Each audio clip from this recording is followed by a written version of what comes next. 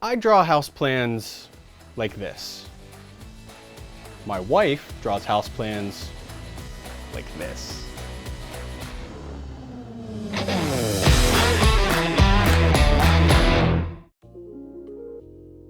So welcome to episode 2 of my studio rebuild series.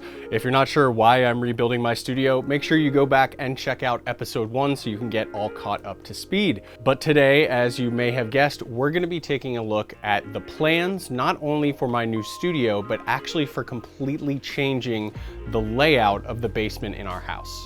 Now personally, I fear change, but my wife has convinced me that she has found a layout that will optimize my studio space, allow me to have plenty of room for shooting, plenty of room for gear storage, and she also somehow managed to sneak in a dedicated laundry room. She's a witch! But she is a professional interior designer, so I should probably trust her.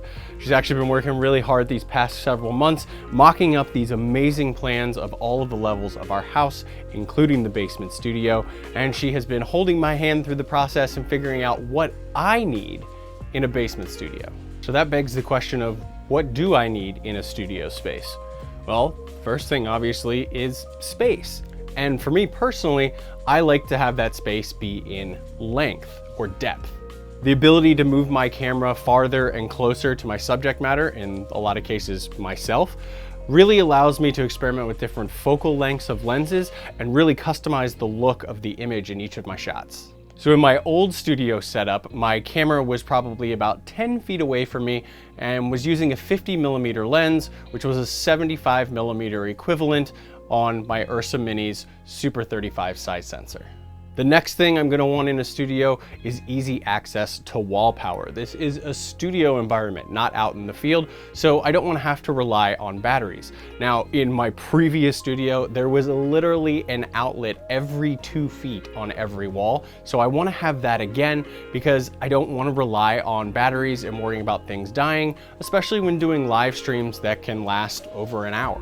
I also want to be able to wall and ceiling mount my lighting and rigging.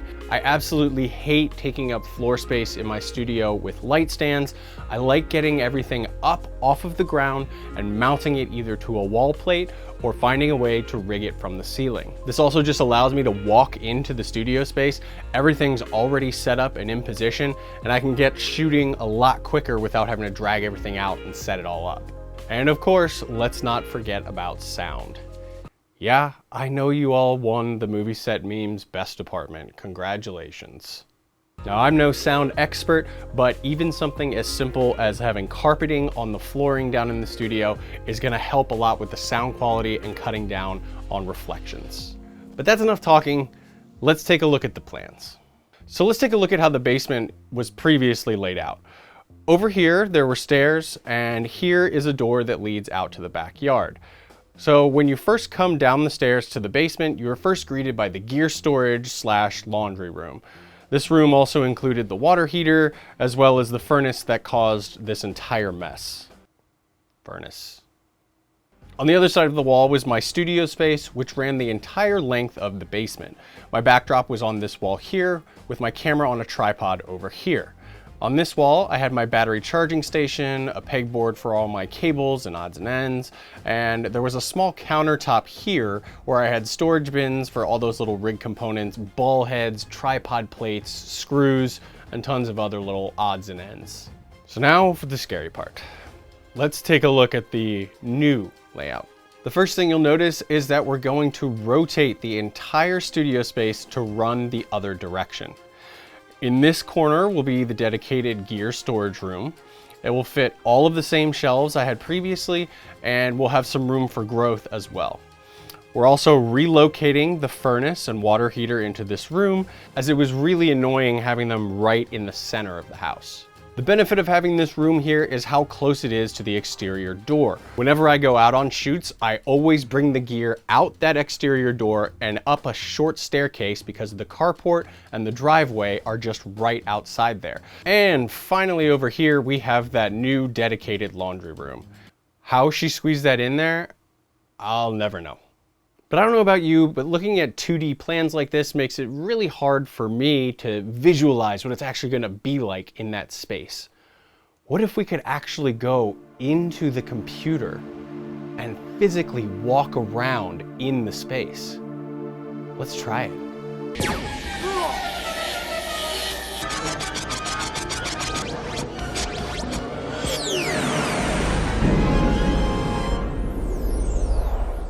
And here we are in my virtual basement. Isn't technology awesome? As you can see, we have a few items roughly placed to help me begin to plan how to utilize the space. I plan to change up my main camera placement and put it at the far end of the room instead of having a tripod permanently in the middle of the room like I had before. This will allow me to wall mount my TV confidence monitor and mount my lights to the ceiling and walls. I still plan on having a main table/workbench, but this time I'd like it to be on wheels. This will allow me to roll the table into place for shooting, but then I can move it up against the wall if I want to just chill down here and watch movies. I plan on having the table live over here under a wall of pegboard, making it useful as a workbench when I'm just prepping or building camera rigs. For the background of my main shot, I'm going to be changing things up a little bit. Instead of using the backdrop that I've been using previously, I want to go with something that shows a bit more of my personality. Now, you may not have realized this, but I am a huge Marvel and Star Wars fan. So on this back wall, we will be building display cases for all of my helmets, lightsabers, Legos, and whatever other nerd stuff I may collect. And my wife won't let me put them anywhere else in the house. And over here is that gear room where I can store all of my equipment for easy access and easy loadout for paid shoots. So that's the plan. Some changes may occur if we run into some issues during the construction process, but I'm really excited overall to see this start to take shape and see my new studio and layout start coming together. And if you're excited to see this get started as well, make sure to click that subscribe button, click that notification bell so you can join me throughout this entire process. I'll see you guys in the next episode when we start swinging some hammers.